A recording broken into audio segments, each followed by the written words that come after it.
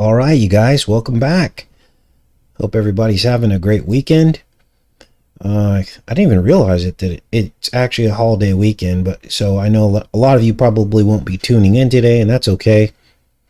This video will be live today, and it will, of course, be up for people that missed it. This is an important show because we're going to get into some headlines, some developments that are going on with the military. They've now got Microsoft goggles. We're going to read about those today. There's also been zombie deer cruising around Ohio. So I've got some footage of that, which dovetails into everything we've been talking about over the last couple of years. A lot of weird stuff going on. And most importantly today, we're going to be looking at an episode from a TV series called Homeland. Now here's the episode here. This is 2014. The episode is called Trylon and Perisphere. Now, one of you sent this to me. I didn't find this. You said, hey, you need to take a look at this Homeland TV series and look at the Trylon and Perisphere episode. And the person that sent it to me hadn't watched it recently, and so they weren't sure if there was any symbolism in it. Now, what is this Homeland TV series about? Well, it's a lot of fear-based terrorism programming. And there were a lot of these kinds of shows and movies after Blind 11. They wanted to keep this fresh in everybody's mind, the continuing, ongoing threat and the war on terror, right? So they had all these Middle East TV shows and movies where they were uncovering these secret cells that were just on the verge of attacking the United States, right? So this was the programming back then. So there was a very slim chance that we were going to find anything in this episode that was going to relate to what's happening right now. Now, what did I find in this episode? Well, I was shocked because the two iconic objects that were featured in the 1939 World's Fair is the title of this episode, Trylon and Perisphere. Now, what are the odds that all of the elements that we've discovered that are associated with dark portals, the World's Fair of Tomorrowland, what are the odds that these would appear in this episode? Elements like baldness, shaving, dark baptisms, dark waters, injections, obelisks. The odds would be almost zero, wouldn't it? That this episode would connect to all the other subject matter and decoding that we've done. But yet, what you're about to see next is exactly that. Let's take a look at this montage that I put together for the 2014 series, Homeland. Oh my God, she has so much hair now. Oh my God, she has so much hair now. I heard her crying. She does that sometimes. It's all perfectly normal. You've still got the beard. Quinn told me you shaved it off. Turned out to be one change too many. Didn't last. So, obviously, two very direct references to shaving, hair loss, beards, bald babies. All of this is being represented in this episode. So what's this baldness aspect all about anyway? Well, as far as I can tell, after all the research that we've done, it appears to me as though the pointed Trylon causes the bald Perisphere. It's almost like a joke. They stick you and then you become bald. Now, have you ever heard of the term bald as a billiard ball? Well, that's what they were getting at. Now, we'll get into some proof of this later in the show, that the needle is what causes the baldness. But for now, we're going to get into some other aspects of this TV show. Now, nowhere in the episode do they actually say the words Trylon and Perisphere. I actually went through this episode with a fine-tooth comb, and no, they don't say it anywhere. So we're left to basically try and figure out what Trylon and Perisphere means based on the plot of the episode. You have to dig and find the clues, apparently. So that's exactly what we did. Now, two aspects of the plot seem to hint at what the Trylon and Perisphere imagery is all about, the needle and ball. In one storyline, there's a skinny man who sleeps with a woman who's twice his size. So that's kind of like a Trylon and Perisphere. Now he does this after he throws a bottle of booze into a swimming pool. We'll get into details of that later in this decode as well. And then there's another part of the plot where that mother that you just saw holding the baby tries to drown the bald baby in a bathtub. So the mother becomes the pointed Trylon, the baby, the bald baby becomes the Perisphere. Notice the water aspect in both of those situations that I just described to you. Dark waters, dark baptisms. And we'll break that down a little bit further in the show, but let's take a look at this next scene because this gets pretty specific. This guy's a terror suspect, of course, and he's about to go on the run, go into hiding, but before he does, he grabs a case full of injections.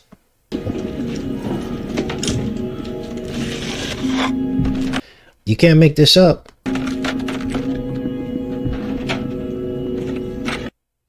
Now, there's various injections in this cabinet. One of them is labeled testosterone, as you just see here on your screen. Now, what are the odds that an episode about a Trylon needle contains hints about needles injecting people? The odds are pretty much close to none, aren't they?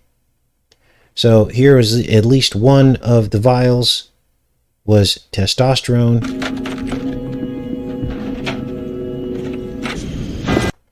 And the episode never explains why he's grabbing testosterone. It's just this random scene in the episode. You don't really know why. Some people speculated, and I researched this episode, some people speculated that it had something to do with gender. Other people speculated it had something to do with him taking them to basically make himself more formidable for the enemy. Who knows? But this is really weird, right? Now, in this next scene you're going to see, it takes place in front of a Masonic pillar. An obelisk, just like the Washington Monument. It's in the cemetery. Let's watch this scene.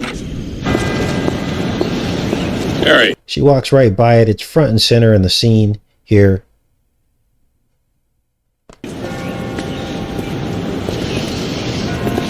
Now, what could this mean? Well, it's in a cemetery where dead people are. So does this mean that the needle causes death? Then you've got basically the Perisphere globe becoming like the rotunda of the church. Or maybe if there's some kind of, the ceiling of the church, the umbrella ceiling.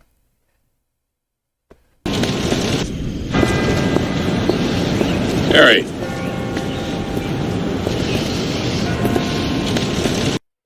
Now, the Trylon and Perisphere were in the 1939 World's Fair, as we've discussed at length, in Corona Park in Flushing Meadows. And I decided to keep digging into this because this was a very important World's Fair with some kind of a portal. Here's one of the exhibits on illnesses. And notice how they show this child up here shaking off their braces. Free from polio. This reminded me of how when Jesus healed people, they would throw down their crutches. These people honestly think that they're going to basically replace Jesus. So this is mockery. Now I see a bunch of false pastors out there pretending like they're healing people. But then the people that they say they're healing go right back into their wheelchairs. What's their excuse? Oh, either the person didn't believe they could be healed, or they'll heal when God's ready for them to heal. So for those pastors out there doing that, shame on you. You will be held accountable when Jesus returns, claiming to do things in his name when you're not really doing anything. Now, why those people aren't being healed, that's a whole nother ball of wax. Now, there's actually an exhibit that they show here. I think I got the images pulled up here. This is it here. This was at the 1939 World's Fair. And It was a syphilis exhibit. And we all know the story about syphilis and the Tuskegee experiments. Remember that, where they were injecting black people with live syphilis? And they wonder why we don't trust them. Yes, our own government did that in recent history. And even back then, they seemed to be making a joke out of that. They called it the shadow on the land. Look at this. The shadow on the land. And look at where the shadows are standing. Now, if you don't know, shadow is actually a negative word for a person of color. Back when I was in middle school, I had a friend that was in high school, and his older brother used to call me Shadow all the time. I didn't realize what that was. It was like a double meaning, because I was always helping my friend work on his car. He had a really cool Mustang, and I just liked hanging out with him and driving around in the Mustang. So I would help him work on his car. And his older brother would call me Shadow. And I didn't know what that meant back then. I'm not saying it was a racist joke, but it could have been. But just know that some people during certain times and periods in our history used to call people of color shadows. So to say a shadow on the land in syphilis, that's really weird, isn't it? Look at number 133. They knew what they were doing. Here's another image here. I think I have another image here. The shadow on the land. Here's the actual exhibit. And let's see. Ooh, there's some images here. Let's see what's going on here. Here's that guy with the cloak on again, with his vials. Very deified figure here. Here they are out in the Wild West, it looks like, with cactus and horses in these drawings here. Syphilis strikes adults. Look at this. Unbelievable.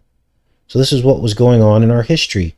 Now, for those of you that don't know about syphilis, it's very contagious. It could be passed on to children. There's really no cure for it. It's an insidious disease. Why were they doing this to people?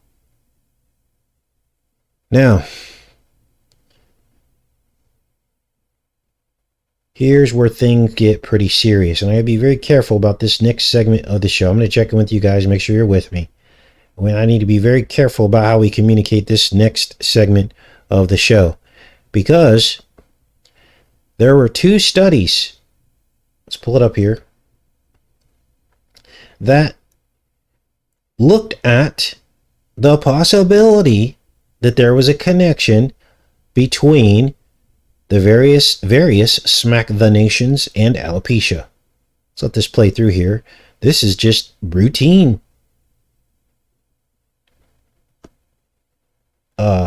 Routine Enoch the nations. They said there may be an association, probably very rare, between smack the nations and more than one pathophysiological mechanism may be responsible. They're saying it has to do with immunity, autoimmunity. I'm just showing you this study. I don't know if the study's true. I'm just presenting, what this says here. People on YouTube, I'm not saying there is a connection. Here's one right after the Vidco Smack the Nation. These were case studies. They show them all here. Here's a 33-year-old woman. Of course, it has to be a 33-year-old woman who got the Smack the Nation. And then later, they're not saying there's a connection here. Actually, they do say there's a rare connection in this study. But, look at all these cases of people that had alopecia and baldness. They're saying in this discussion, in this study, that they have been implicated as triggers in autoimmune disease in genetically predisposed individuals. Now, what else do we have here? Well, here are some other studies here. These are all of all I did was Google search what other illnesses are caused by Vidco. Actually, no, I Google search. Let's see, what does it say here? So this is a Google search. I said Vidco can cause alopecia. or smack scene can cause alopecia. That's all I did. And these were the Google search results. It actually showed these studies. This one says, this is from naaf.org.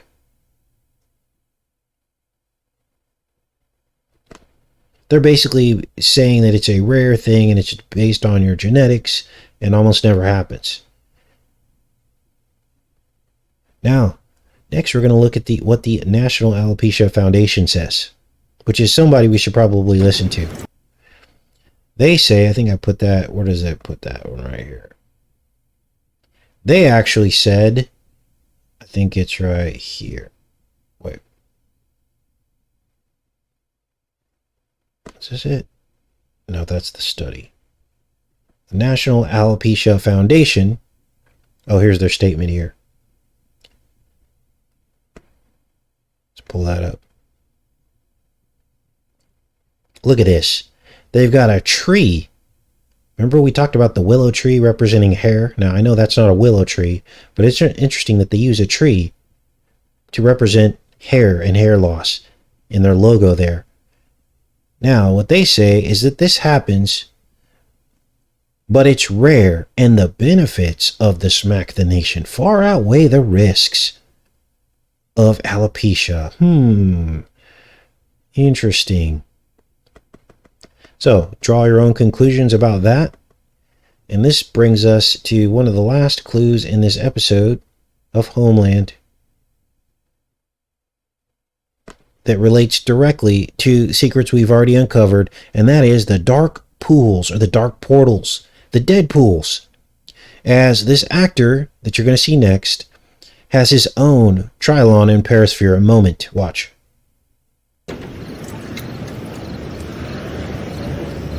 So he's sitting by the pool drinking. What is he drinking, you guys?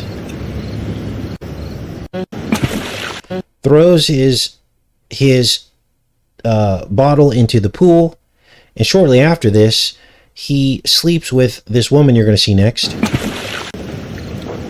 That's my pool you're polluting. So, Trylon and Perisphere, right? It's a Trylon and Perisphere moment. Now, let's go back into the chat. I want to do a little interactive Q&A with you guys. Because, let me ask the question and see who gets it first. Let's let this chat catch up so we're in real time here.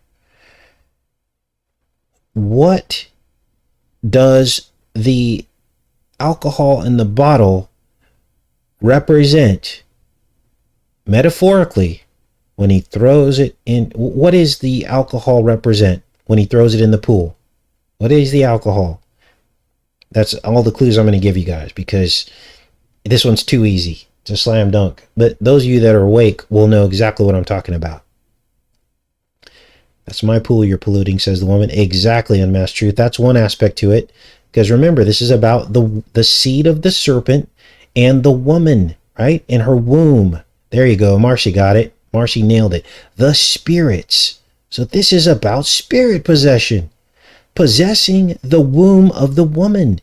Basically, he's sitting in front of her womb. The waters of the womb. That's what this is all about. Now, some of you are blown away right now because you're like, this is just some nothing TV series. How is this symbolism so deep? It's because, like I've been trying to tell people, every single Hollywood production is written basically by the devil. I don't know how he's doing it, if he's possessing the writers. I don't know if the writers are getting their instructions from some kind of artificial intelligence that's run by the devil. I don't know how this works. I don't know if they're going into a seance to get whatever information that they're going to. None of this is innocent. All of it has deep meaning. So he throws his demonic spirit into the pool. To then he has relations with the woman, the womb, and he's infected her. He is the Trylon. He's the needle poking. Do you get it now? Now this is crazy because this is all about spirit possession. Dark waters means spirit possessed waters. The spirit of the devil entering the womb. through trauma-based mind control, through deprivation tanks. This is why they always use deprivation tanks, because they deprive you. It's part of the trauma to seal the deal. Let's keep watching here. Your pool? Now, this is a completely separate scene here. This will drive it home for you that are skeptics. As the mom here considers drowning her own child in the bathtub. More dark water baptism.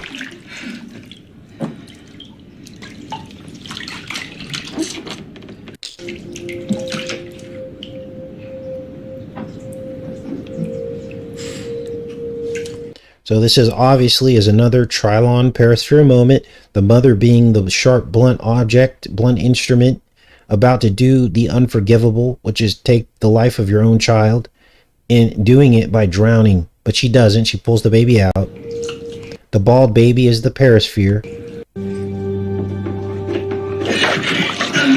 Then she changes her mind at the last second and pulls the baby out of the bathtub. Unbelievable. So thanks to the subscriber who asked me to take a look at that. And like I tell you guys are about 80% of this channel. I usually go with things that people send me. Now, don't be discouraged if you sent me something and I haven't looked at it, because I pray about what I'm going to cover. And God leads me to what I am going to cover and what I'm not going to cover. Obviously, this one was a slam dunk, this episode of Homeland. And God led me to watch the episode, and that's what we found. So that's how the process kind of works. So don't get discouraged if you send me stuff and I'm not covering it.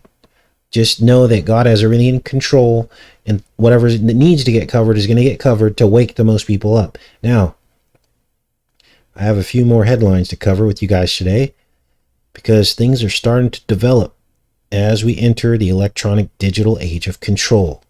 Now, of course, all this will be fueled by 5 and 6G. We saw the importance of 5G during the spam-demic. They actually said that they were dependent on it to do their contact tracing and all of that, as well as to manage all the information that was coming in real time about who was being infected and who wasn't, who was getting smack vaccinated and who wasn't, as well as electronic medical records. They said it was highly dependent on 5G. So imagine now that being a test run for the shape of things to come.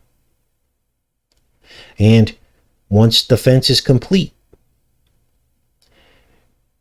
the only crime that's going to be happening is by the people who are in control of the electronic fence. The rest of us will have to basically live in an electronic prison, where any dissent will be immediately in real time erased online.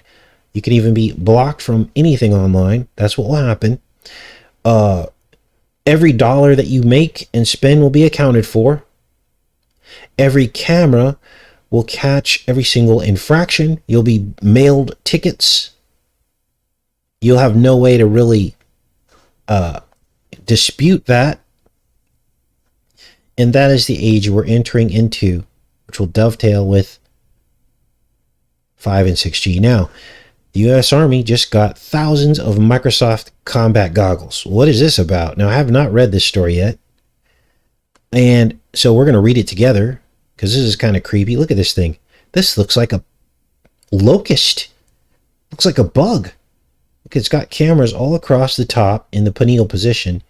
Now, for those of you that don't know, locusts have this sensor on the front of their head in the pineal position.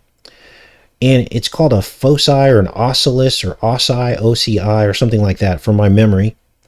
And it's basically a third eye. And this is what they use to swarm. This is what, it's theoretical that they actually can communicate with one another through this sixth sense. People criticize me. Oh, the locust out of the pit, trying to say that that's the Apache helicopters and, and this and that. Because a lot of them have locust paintings on them. That's not the military. You're crazy. Well, I think it is a manifestation of the locust coming out of the pit, flying around with this crown on their head. What is it? What is the crown on the top of an Apache helicopter? Well, you ready for this? When Apache helicopters fly in sandy and dusty conditions. A crown appears over the top of an Apache helicopter. Let me pull that up real quick.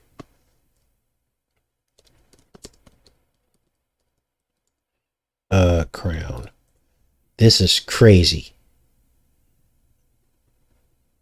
And let's see, let's find this here. There's a name for this. And it's some kind of effect because of the blades cutting through the sand. So it's like the crowned locust with a stinger on it. What's the stinger? Oh, obviously the missiles. Let's put this. Lighting effect. Blades. Jeez. They're going to make this difficult, aren't they? It's called the that's what it's called. It's called the Kops effect. Kops. That's what I remember. Oh, here it is, right here. Bam. Okay. Kopp-Etchells effect. Gosh, it's hard to keep all this stuff straight in my brain. You got to recall it, right? On the fly, real time. Look at this. It's called the Kops-Etchell effect. It's a crown. These are crown locusts flying around the planet, unleashed from the pit, squashing in a descent that's against the agenda. So all of these helicopters have this. It's just an effect from the friction. Look at this one. This is very profound. That's a straight up crown. Look at that. So, just so you know, it's not so far beyond the stretch of imagination that this looks a lot like a locust on this guy's head. Now let's read about this. U.S. Army has approved an order to buy thousands of HoloLens combat goggles. HoloLens. Years after employees of the tech giant demanded the company cancel its contract with the military. Now there were a lot of people upset about this. They're like, we don't want to be a military contractor. But in effect, that's what they've become. A lot of people quit Microsoft because of this.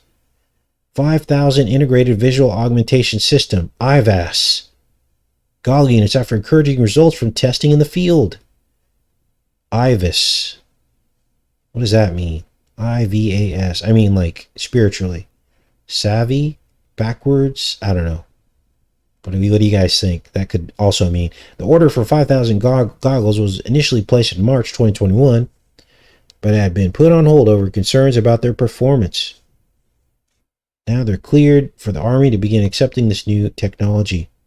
The augmented reality goggles, a customized version of the HoloLens goggles, give the user a heads-up display, meaning that a hologram is placed over their environment, giving them more information about what they can already see. $21 billion in goggles over the next 10 years. Wow. Final test on the goggles is not expected till October. Look at this. Commercially available and go for $3,500 per set. Used in a number of industries, including healthcare, and used by NASA. So, it's basically like an overlay, kind of like what you see in these like video games, right? It's like a readout. Let's see what these people say down here in the comments section. This is real simple for the employees of Microsoft. You signed contracts with the company. You used the company's equipment and lab space that it owns to develop this technology. Once done, Microsoft 100% owns the technology and get to decide to whom they will sell it. The buildings fell because of intense fire due to intense heat, melted the steel, and collapsed upon its own weight. You guys, I don't know how much more of this reality I can stand. Clearly, an artificial intelligence wrote this comment. I mean, who talks like that? Do you talk like that? I don't talk like that. Unbelievable. So, this is our future. You remember drones came out and they're like, we'll never, ever, never, ever, never, ever, ever, ever, ever use those on domestic soil. And then, of course, now we have drones flying all over us, surveilling the United States. Oh, we'll never, ever, ever, ever use these goggles for domestic purposes. Give it 5 years or less. Now, let's get into this next story because Bo Jiven's starting to stir the pot. In case you haven't heard, he gave some kind of speech denouncing Trump and the the magician ideology, sparking threats and calls for violence. So he stirred the pot, and then when people came back at him, he was like, they're like, now he's a victim, right? Now, in case you haven't heard, Trump did his own campaign speech last night, coming back at Biden with his own comments. What is this all about? Well, they're just whipping people up into a frenzy. They're trying to strengthen the right-left paradigm to provoke either a reaction or to get people to give their consent by voting for one side or the other. And then once you consent, they can use that other person to further the agenda. That's how all this works. Let's read a little bit of this. Bo Jiven's fiery speech in Philadelphia denouncing former President Donald Trump. What he described as extreme magician ideology has sparked online calls for violence, including death threats against the president. You think they're going to let them get away with that? Of course not.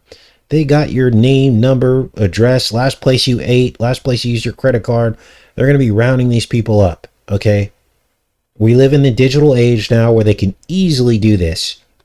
You don't believe me? Try making a threat to a sitting president and you tell me how quickly somebody shows up at your door. Because this is our future. Now, I'm not condoning doing that. I would never do that. But this is what people are doing. Because they're getting triggered by whatever he said. I didn't listen to his speech, but this is done on purpose. Basically, okay, let me explain it this way. I've hunted a bit in my life, but mostly I talk to people who hunt and watch some hunting videos. And sometimes the best way to basically take out the target is to flush them out. Interesting, flushing meadows, flush them out, right? And so what they do is they'll create some kind of noise or diversion, or they'll call. They have these different call whistles and things that they use, and sounds that sound like a dying creature or something, and it draws out the target. Well, this is what they're kind of doing here. They do these things to get you whipped up so that online chatter becomes more and more loud, and then they can pick this up with the algorithms and show up at your door. This is how this works. Don't give in to this. Don't give in to this. This is what they want. This is what they want. Now, we are going to get to the zombie deer by the end of the show, so hang tight.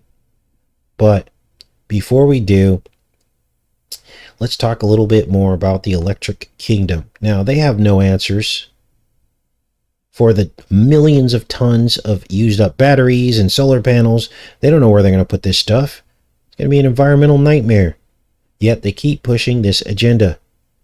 Now let's read about how they're trying to convince us that those $10,000 car batteries are, it's nothing to see here. Don't worry about that. What is the lifespan of an electric car battery? Let's read this. Electric cars have soared in popularity in the wake of high gas prices.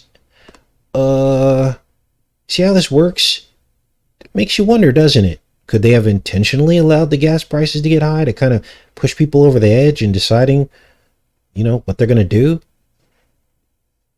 It's entirely possible, isn't it? While improvements in vehicle battery technology have led to increased battery range, consumers are still left wondering how long they can expect their vehicle battery to last.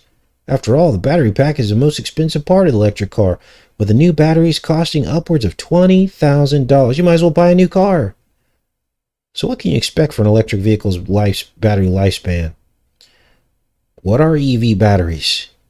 So they go on here and explain this, what they are, how long can they last. Oh, most of these manufacturers have warranties for 8 years or 10,000 miles. You guys, that's nothing. Basically, you're going to have to buy a new car every 8 years. Some manufacturers offer longer warranties. Kia offers a battery pack warranty for 10 years, 100,000 miles. Hyundai provides warranty coverage on EV batteries for the vehicle's entire lifetime. Now understand that the better battery package you get, the more expensive the car is going to be. So, most of us can't afford a $30, $40, $50, $60,000 car. We could afford a $20,000 car. A lot of people can. But basically, only people with money are going to be able to drive anymore. This is crazy. Battery warranties vary not only by time, but also the nature of the coverage. Some automakers will only replace the battery if it completely dies, while other brands like BMW, Tesla, and Volkswagen will cover the battery if a battery capacity falls below a certain percentage. So that's another problem. The cheaper batteries, they start not fully charging. And next thing you know, you're only able to get your battery to charge up to about half of its capacity, which of course cuts down your range of how far you can go with the car. Some of these cheaper versions only have a range of 84 miles, while the newest Leaf has a maximum range of 212 miles. Now, I'll tell you this, I go back and forth to my property from where I'm renting, and round trip, it's like 130 miles. So now I got to stop and charge my car before I can come home. I don't think so. I don't think that's cool at all. Advanced, because it takes 30-40 minutes sometimes to charge your vehicle. Advanced technology of these larger batteries also reduces their degradation. So, I guess the Tesla Model S, which I don't know if, I think this is like a $50,000, $60,000, $70,000 car, it only loses 5% of its battery capacity over its first 50,000 miles. Now, here's what they tell you. How to prolong the life of your electric vehicle battery. Avoid extreme temperatures. You guys, half the country lives in a drought-stricken area with temperatures soaring above 105 to 110 degrees. How are you supposed to avoid extreme temperatures? What, you got to air condition your car now in the summer in the garage? Causing more electricity to be used from the grid that we don't even have. Notice how all the things you have to do to make your battery last are things that are pretty much impossible for a lot of people to do. What about people that live in extremely cold areas? What, do you got to heat your car now overnight? Lithium batteries have thermal management systems that will heat or cool themselves, which in turn uses energy and drains EV battery packs. Try to park in the shade if possible on hot days, and inside in extreme cold temperatures to assist battery longevity. So, you got your car outside, your electric car, and overnight the temperature drops. You've already charged your car. It's sitting outside, waiting for you to get up in the morning and go get in your car and go to work, right? You go to get in your car and the battery's half dead because all night it was trying to keep itself warm. Wow. Don't charge your car too much or too little. Modern electronic cars are equipped with management systems that avoid charging and discharging at the maximum and minimum charging levels. You should avoid charging your vehicle above 80% or below 20% to extend the EV battery life. That's very difficult to do as well. Minimum use of fast charging stations. I mean, you guys, this is a recipe for misery. You get this car and now what, you're not supposed to use the fast charging stations now either? DC fast charging stations can bring your battery level up to 80% in as little as 30 minutes. As little as, that's a long time, you guys. If you ever I go to a gas station and if I'm there longer than 5 minutes, I'm impatient. If the pumps are slow, you pull up to a gas station and the pumps are all slow. It's very frustrating. Or if you have to wait for a little while to get in line. And here, they're saying as little as 30 minutes, so it's going to take you even more time because they're telling you shouldn't even be using these fast charging stations. So the takeaway here is we have a long way to go before states start forcing people into this technology. A long way to go. And they'll use the excuse, the technology will catch up later. Well, last I checked, Elon Musk was a multi-billionaire. And if there was a way to fix the technology, he would have figured it out by now, right? Instead of spending his money flying up into space, with putting cars into space, he should be, figuring this out. If they want to force this on people, it should be figured out already. Kind of like with gas vehicles, right? Sorry for my rant, you guys, but this is how I feel about this stuff. And unless we're very straight and direct with people, they're going to keep falling for this, aren't they? Now, maintain optimal state of charge while vehicle is stored. Wow. Make sure it doesn't have an empty or full charge. So if you store your vehicle, you can't even fully charge it or leave it empty. Second life. Okay, so we're done with that. You guys get the drift about what's going on with that. Now, I'm going to check in with you guys, and then we're going to look at these zombie deer videos.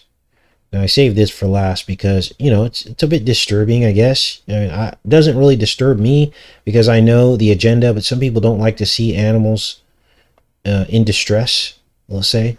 So that's why I saved it till the end. So those of you that want to tune out can tune out at this point. But you really need to see this because this is very, very important. Because this is what's coming to us. Zombie deer. Now, why is this important? Well, as you're going to hear next, they're actually blaming this on some ridiculous excuse. 13 Ohio counties now confirming cases of zombie deer. Oh, it's got to be 13, doesn't it? Remember the 13 states that they dropped the pellets on for rabies? You think they could be telling us something here? This is dated September 1st, 2022. One of you sent me this story. And they're actually trying to say this is from a no-see-um viral infection that's causing this. You guys, I watch a bunch of fishing channels. And no-see-ums are everywhere and they bite everybody. Why aren't people falling out like this if they're from no-see-um bites? Forget about the zombie rabies pellets that they've been dropping on all these deer. It has nothing to do with that, right? Now, what makes this story interesting before I play this video is that we started warning people about zombie apocalypse a few years ago. I had probably a couple thousand people unsubscribe. You're fear-basing everything. I go, no, you guys, the symbolism is there. We decoded I Am Legend. This is all about the world presenting a cure that then causes some kind of reaction in people, turning them into zombies. We showed you all the Apollo symbolism behind it. And look, we are becoming right, aren't we? Now, if you didn't know, deer are synonymous with humans. What happens to the deer eventually happens to the humans. Remember, they were talking about deer were a vector for COVID. Remember that? Let's play this. This is crazy. Poor deer. Deer have now been spotted in 13 Ohio counties. Now, the animals are infected with episodic hemorrhagic disease, or EHD. The deer were EHD. found in at least 4 tri-state counties in Ohio for the second time. So here are the counties in Ohio. If any of you are from these counties, probably heard of this. Butler, Warren, Highland, and Hamilton counties. In a little over a week. Local 12's Genesis Nara shows us some police body camera footage of these zombie deer and explains what to do if you spot one. Yeah, the zombie deer there. That's what he was. Yeah, you probably didn't believe me. Well, you said zombie deer. I was like, yep. Oh, the Masonic cop. It's true. Zombie deer? That's impossible. Oh, forget about Enterthestars warning everybody that there's going to be a zombie apocalypse. Spottings of zombie deer are becoming more and more common in the greater Cincinnati area. Body cam video from Coleraine. So the deer just basically stands there. It doesn't move. It's like frozen, just staring off like a zombie into wherever. It doesn't hear any sounds. It doesn't run. It's not afraid of humans. Who else is not afraid of humans? Animals that have rabies, right? Police show the moments this deer was found on the side of Blue Rock Road early last week. Police say the deer was found standing and staring off into the distance, never fazed by sirens or officers shouting. And turns out this behavior is not uncommon. On Sunday, over in the city of Oxford, police found this deer on the south side of town. The deer was panting. There was blood coming from the eyes, or at least one eye. Gotta be kidding me. It had swelling in its face, which, putting all those together, it was indicative of rabies. I mean, this EHD. EHD is transmitted by biting midges, known as no-see-ums. Oh, forget about all the thousands of years where deer and midges and no-see-ums bit them, and this never happened. Or gnats that breed and live in small pools of standing water. According to the Ohio Department of Natural Resources, some symptoms include disorientation and show little to no fear of humans, pronounced swelling of head, neck, tongue, and eyelids, weakness, circling, and other odd neurological signs. We have learned. Yeah, because when you get bit by a no-see-em, it causes odd neurological signs, doesn't it? That just happens. Learned that EHD is common in the late summer, early fall season, although this is particularly a bad year for it. We were told that the Oxford area and Houston, due to global warming, climate change, Woods area has been particularly bad, according to Wait. We got to zoom in. Let's see what this lady's got going on in here. Devil's in the details, always, isn't it? What does that say? Let's see your little puppy down there. Penning. Sometimes we find stuff, you guys. You'd be shocked. Looking on people's shelves. Remember the Mary Poppins poster in the back of that guy's office? That was crazy. Popping you with pins. Statistics.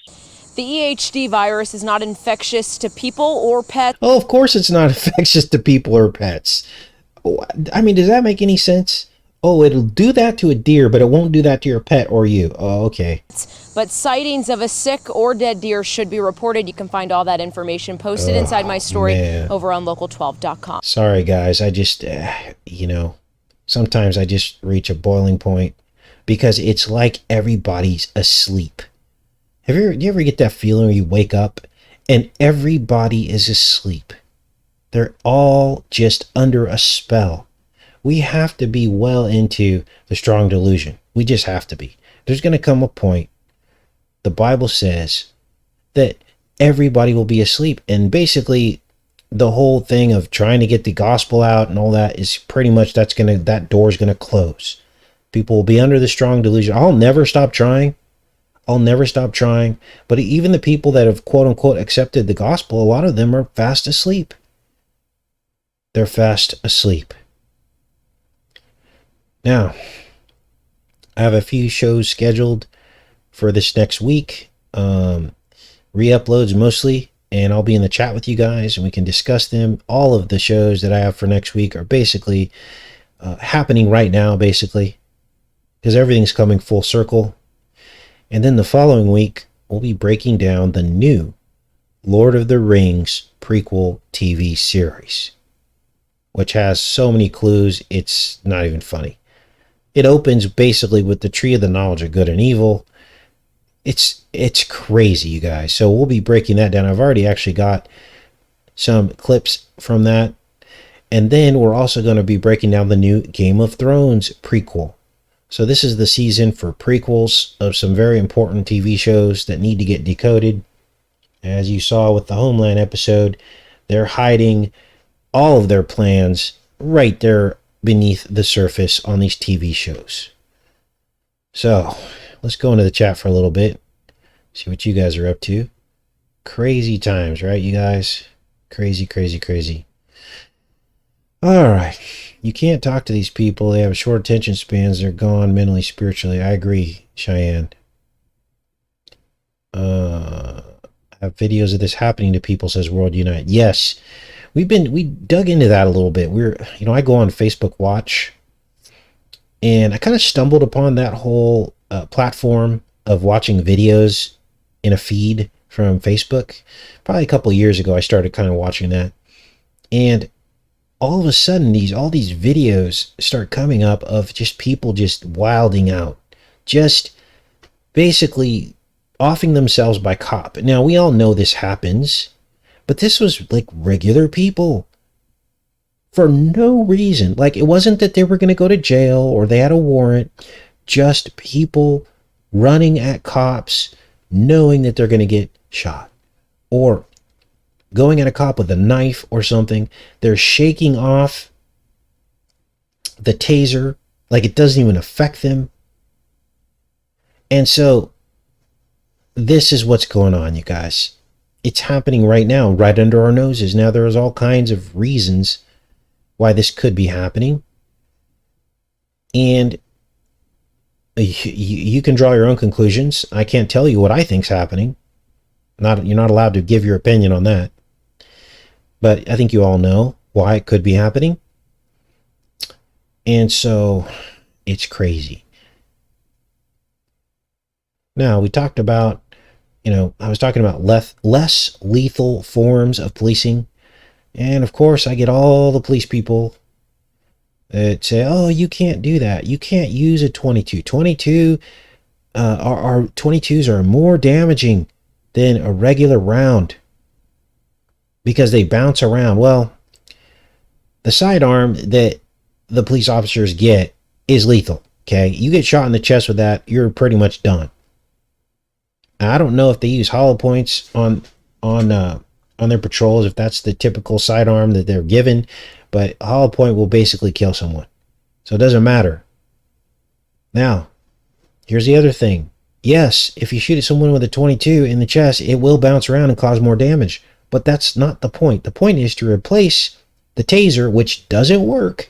They do not work. There's thousands of videos of police tasering someone and they just simply rip the taser out. Doesn't even work. Now, the first time I heard of this was decades ago. My dad, I've told you guys a story of my father who worked in the Department of Corrections. He's passed away, so I can now talk about it more freely. But really, when you start talking about correctional officers, especially ones that reach higher ranks, you're really not allowed to talk about that to protect the identity of the police officer, right? Because there are a lot of criminals out there that want to hurt them and their families. But my dad's long since passed, and he would tell me stories because he worked at San Quentin Penitentiary in San Rafael. And I told you guys the story of how I actually visited my father when I was in middle school. I was a tall kid, and apparently the inmates there wore jeans and white t-shirts. And I was playing by the fence because I was bored one summer, and we lived actually on the grounds of San Quentin. The officers lived actually inside the prison. We were surrounded by barbed wire in this little neighborhood. There's like a little neighborhood there. I think it's still there. And the inmates that were about to be let out would wear these orange jumpsuits, and they would do all the yard work and stuff around the property. So these were still pretty dangerous people, but they were just all around us. And my dad would say, don't talk to them, stay away from them. Well, underneath the orange jumpsuit was jeans and a t-shirt. And so what would happen was I would get bored and I'd go. I didn't know any better. I was building forts and stuff right up against the barbed wire fence underneath bushes. They thought I was a criminal staging an escape. And they sent out the snipers up in the guard towers. I almost got shot. My dad was so upset, he went into the prison and threatened everybody. Shortly after that, he retired for psychological reasons. But there's a story that I always tell people about what's going on in some of these penitentiaries. Now, I don't even know why I brought that story up. What was I talking about? Somebody help me out here. Went off in a rabbit hole. So, I was a tall kid. They thought I was down there trying to stage an escape. Now, why they didn't look on their roster and see that nobody was missing, I don't know. But sometimes they impersonate other people and get everything all mixed up. But why did I bring that up? What were we talking about? Okay. Dad. Oh, I can't remember. I'll have to rewind the show and listen to it again.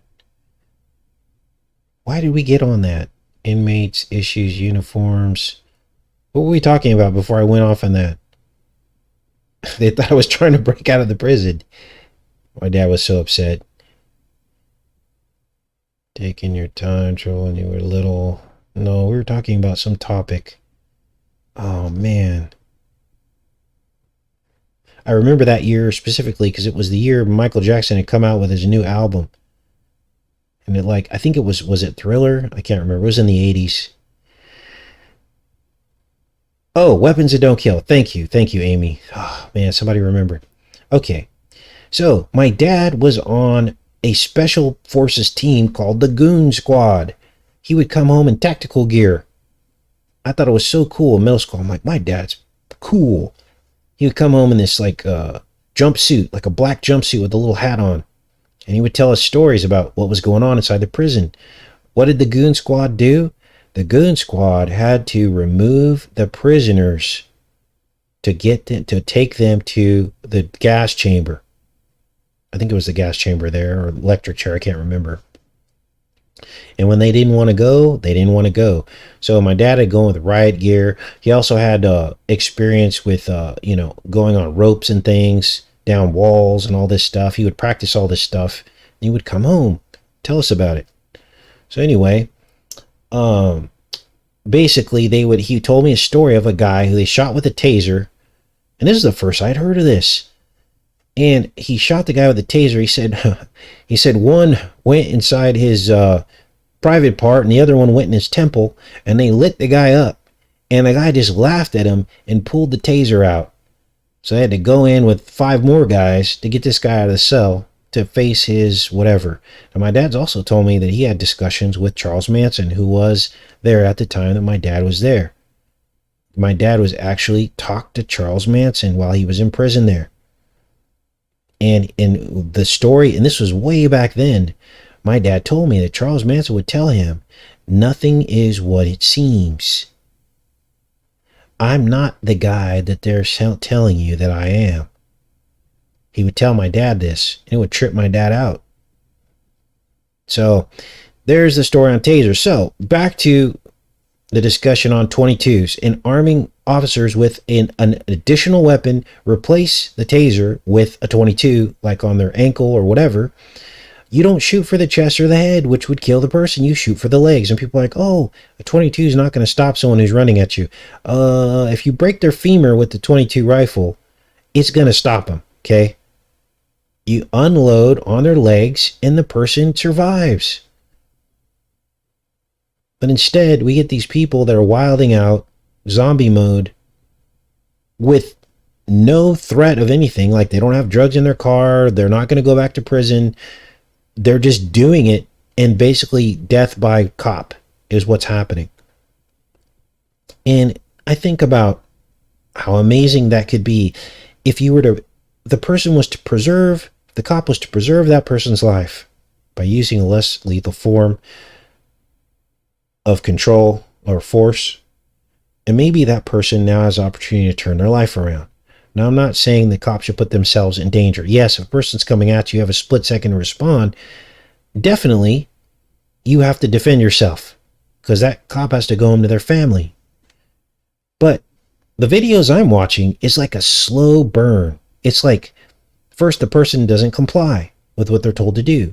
Then they start reaching in their pockets after multiple commands. Then they'll like slowly start walking toward the cop. And then they'll pull out a knife, and the cop's like, put the knife down. And the cop asks them like 100 times. Well, maybe on the 5th time you've asked someone, you pull out the 22 and you say, look, the next order I give you, if you do not put that knife down, I will shoot you in the legs. And then you just do it. The person goes down, you call for an EMT, can put tourniquets on the leg to control the bleeding, and you've now preserved that person's life. And maybe they had some kind of psychological problem. Maybe they got stuck somewhere along the line and now they're acting crazy. Who knows what happened to that person? But maybe now, because look, nobody wants to talk about the impact that a death on the job has to the officer. Do you think officers want to go around taking people's lives? Of course they don't. They have to live with that for the rest of their lives. Even if the person was a really bad person, they'll have nightmares for the rest of their life when they have to take someone's life. Have you ever talked to a cop who's taken someone's life? They're never the same. And this is why they like to make soldiers out of cops, because they've already kind of gotten used to it. So they make perfect cops because they don't, they haven't climbed inside of their own head yet. But for a regular citizen who becomes a cop, who's never taken anyone's life, that first death sometimes ends their career. So, do we really want cops shooting to kill every time they pull out their gun? No, you want to try to avoid that as much as possible. An easy way to do that, in my opinion, is to give them a second service weapon that's less lethal, that they can shoot for legs if a person is not complying with orders, because tasers don't work. They just don't. I've seen it 100 times. They just don't work. Unless the person is standing completely still and lets you tase them, the taser, or if you surprise them or shoot them from behind or whatever, the taser doesn't work. And cops will tell you that. They'll be like, these things don't work. Not when you need them to work. They'll work when you don't need them to work. But when you really need it to work, when there's an aggressive person that's going to hurt you, they don't work. They work if you got some innocent person who's, just being a little mouthy, and they're like, if you don't comply, I'm going to tase you. Then they'll work. But for a real criminal or a real person who's a real threat, tasers just don't work. All right. Why do they keep popping this thing up here? All right, let's go into the chat. All right. What else is going on here? Today's soapbox day, I guess. Sorry, guys. I just get on a rant. Feel like I have all these things to say. Not enough minutes to say it in the day, right? Okay. I 100% agree that police officers should be safe. I'm not debating that at all. 2 tasers at the same time. Well, Danae, a lot of the videos I've seen, you'll have like 2 cops shooting tasers at a person, and still it just doesn't work. I don't know why it's not working, but I've seen I've seen the suspect just laugh at the cops. It's crazy. Just laugh at them and pull the things out, just like the story I told you about my dad. What am I doing today? Well, geez, I don't know. Just hanging out with my son. Yeah. Someone jacked up on serious drugs. They don't feel things and can be crazy. Yes. Which is why a 22, if you shot enough rounds into a person's legs, would stop them. It crack their femur. You can't walk if you got a broken leg. It's not going to happen. So the thing is no one's ever really tried it. So there's a lot of people with opinions out there, and they say, oh, that's not going to work. Well, have you ever seen someone try to do it? Have you ever seen a cop shoot someone in the legs with a 22? And they're like, no. Well, then how do you know it wouldn't work? Until you find out if it works or not, then, it's not going to work. Tacos today with Max. Max loves tacos. I was going to make him some peanut butter cookies, because I make the best peanut butter cookies. Let me tell you a secret between really good peanut butter cookies. Those peanut butter cookies, the recipe calls for 2 sticks of butter, right? What you do is you cut one of the sticks in half and omit it, and you replace that with oil, vegetable oil. When you do that, basically it makes the cookies just gooey and fall apart. It's delicious. So that's kind of my secret. I don't like crunchy cookies. I like moist cookies. And that's kind of a little secret, trade secret about peanut butter cookies. But we don't have any baking powder or baking soda, so no cookies for Max today. And the nearest store is 15 minutes away, so when they were younger, I'd make them everything cookies, I call them. And I put chocolate chips, oatmeal, peanut butter, nuts. They don't like raisins, but everything cookies are really good. That was kind of my own dad recipe. So, what else is going on? In the military, we were trained to shoot armed terrorists in the arms to disarm them and not kill them for interrogation. There you go. Knowledge 2020. So there's some real world intelligence out there. Okay? So if they can do that in the military, why don't they do that? Why don't they tell cops to do that? Why are they going to hang that over a cop's head that he actually had to take someone's life? I mean, do you understand that it's so hard to, when you've taken someone's life, it's hard for that person to relate to the rest of the world now, because they don't understand what that's like. You basically become like a vagabond. You become like a nomad in your own head. Now, I've never taken anyone's life, of course, but, I've talked to people who have, and they're never the same. It haunts them for the rest of their life. It changes them. And maybe that's what the controllers want.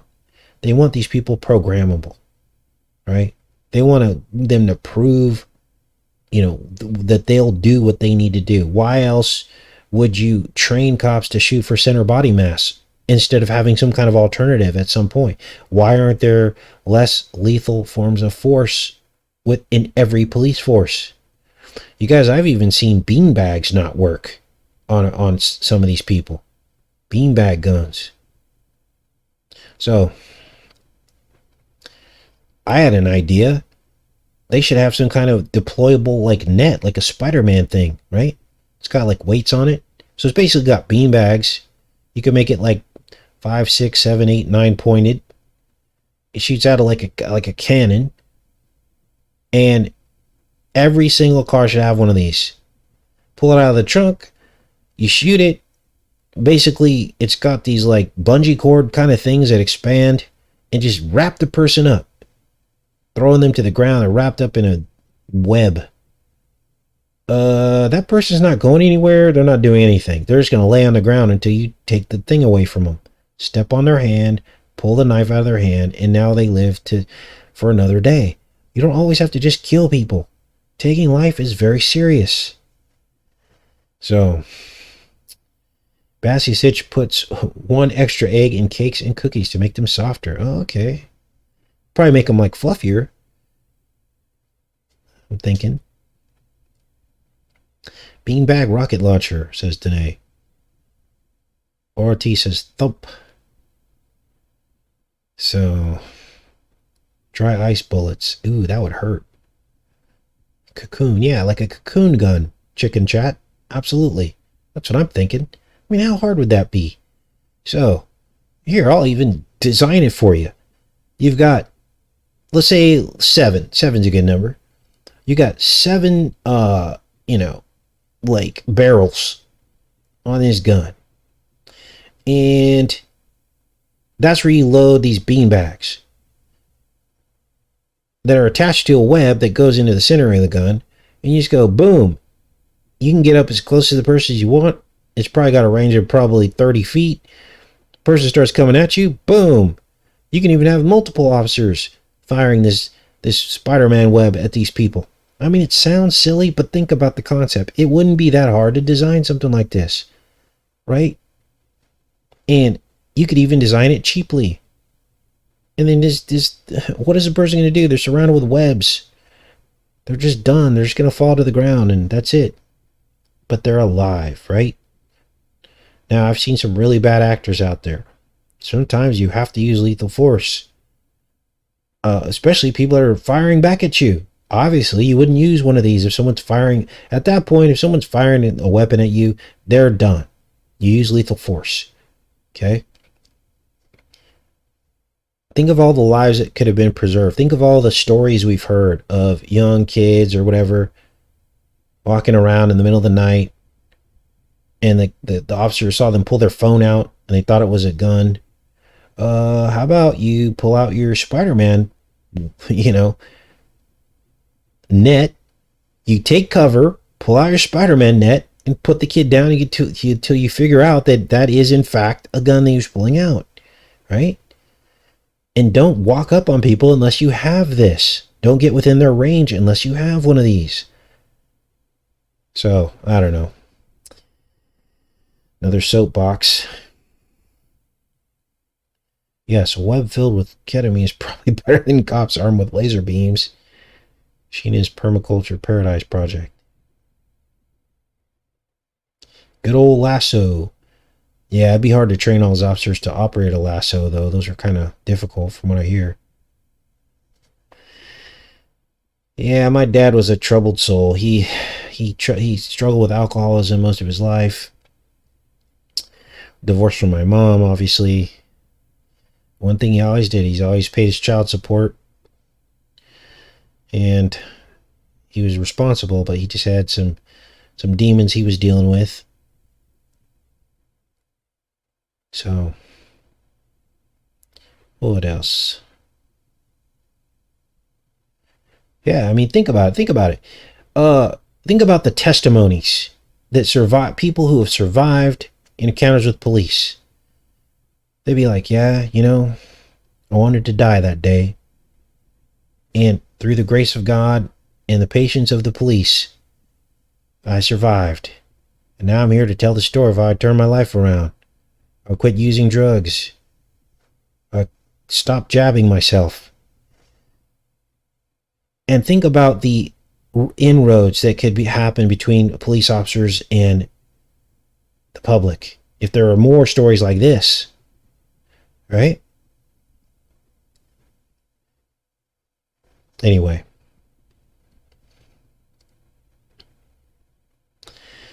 All right. Yeah, my dad grew up in a different era. And he grew up in a rough neighborhood. That's not an excuse, but he tried to do something with his life. He did very well in his career in terms of corrections. I think when my dad retired, I think he was making $5,000 or $6,000 a month in retirement. And but money was my dad's enemy.